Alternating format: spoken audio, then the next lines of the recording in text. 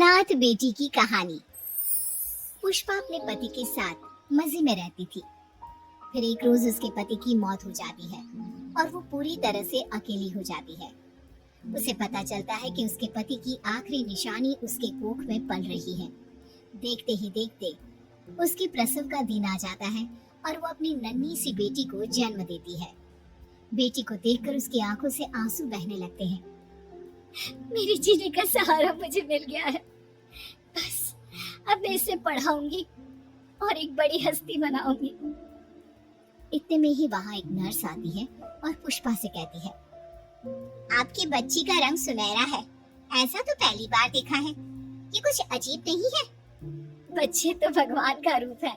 जैसी भी है मेरी परछाई है मेरी बच्ची।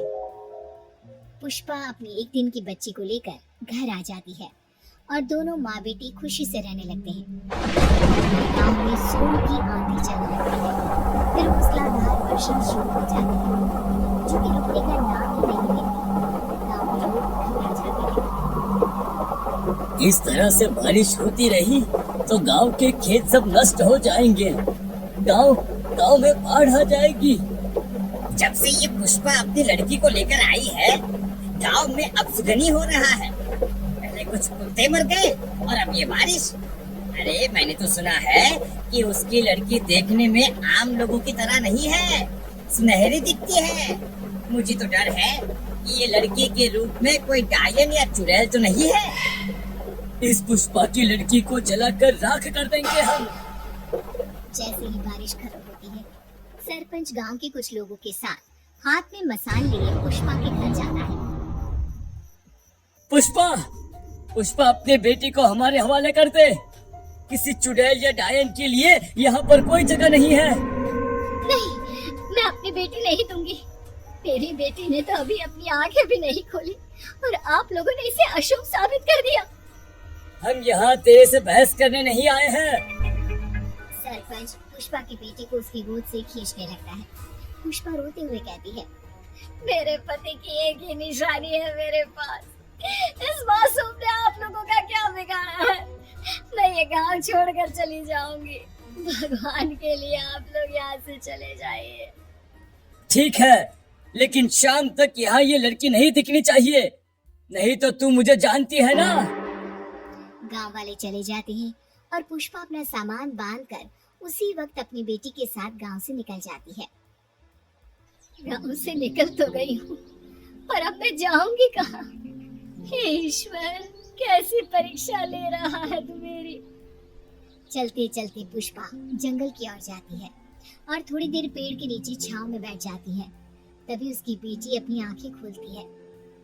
मेरी बच्ची, कितनी सुंदर आंखें हैं तेरी, नीली नीली, जैसे पूरा आसमान समाया हो इसमें। इतने में ही बच्ची भूख से रोने लगती है। पुष्पा अपनी पोटली में से दूध की बोतल ढूंढने लगती है, लेकिन बोतल कहीं शायद गिर गई थी। अब मैं इस जंगल में दूध कहाँ से लाऊं?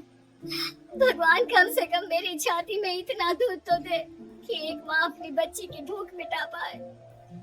पुष्पा की छाती से एक बूंद भी दूध नहीं आता। अपनी बेटी को रोता देख उसकी आंखों से आंसू बहने लगते हैं। पुष्पा बच्ची को पेड़ के नीचे लटाकर जंगल के पास गांव के एक घर में जाती है।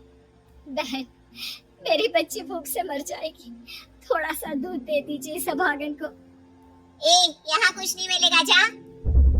इस तरह पुष्पा कितने घर के दरवाजे खटखटाती है, लेकिन उसे गाली और अपमान के अलावा कुछ नसीब नहीं होता। वो रोती बिलखती वहां से चली जाती है। उधर बच्ची को रोता देख एक गाय बच्ची के पास जाती है और उसे अपना दूध पिलाने लगती है। पुष्पा वहां आ जाती है और ये सब देखकर गाय से कहती है, बहन, तुम्हारा बहुत बहुत शुक्रिया, तुमने मेरी बच्ची को अपना दूध पिलाया। तभी गाय बोल पड़ती है, नहीं बहन, ये मेरी भी बच्ची है। एक माँ होने के नाते मैं तुम्हारा दुख समझ सकती हूँ। पुष्पा रो रो कर गाय को सब कुछ बता देती है। तब गाय उसे कहती है, बहन, मैं तुम्हें सुरक्षित जगह पर ले चलती हूँ, जहाँ मेरे साथ कुछ और लोग भी रहते हैं। गाय पुष्पा को उसके बच्ची के साथ जंगल में एक घर में ले जाती है और वहाँ शेर से मिलवाती है। आओ बहन, तुम्हारा यहाँ पर स्वागत है। यहाँ तुम्हें कोई नुकसान नहीं पहुँचा सकता है। आओ। फिर पुष्पा मजे से उस घर में अपनी बेटी के साथ रहने लगती है। गाय बच्ची को अपना दूध पिला दिया करती और लंगूर पेड़ से बहुत सारे फल पुष्पा के लिए ला कर देता। दिन बीतने लगते हैं। बच्ची अब 1 साल की होने को है। ये देखकर पुष्पा के मन में ख्याल आता है, इस तरह तो मेरी बच्ची लोगों के बीच में रह ही नहीं पाएगी। मुझे इसे लोगों के बीच लेकर जाना होगा ताकि ये एक दिन बहुत बड़ी आदमी बनकर अपने गांव घर वापस जा सके। पुष्पा शेर से जाने की अनुमति लेती है। बहन, तुम अपना और अपनी बच्ची का गुजारा कैसे करोगी? तुम कुछ काम करो जिससे तुम्हें कुछ पैसे आने लगे, फिर तुम यहाँ से चली जाना। अरे बहन, यहाँ पर रुई का पेड़ है, तुम रुई जमा करके उसे बेच देना। अगले दिन पुष्पा अपनी बच्ची को लेकर पेड़ पर जाती है, लेकिन बहुत कोशिश पर भी वो रुइयां नहीं तोड़ पाती। फिर उसके हाथ में थोड़ी सी रुई लगती है और वो थक जाती है। इतनी मेहनत करने पर ये हाथ लगा है, इतने में क्या होगा? तभी पुष्पा देखती है कि उसकी बेटी की आंखों से रोशनी निकल रही है और वो रुई हीरे में बदल जाती है।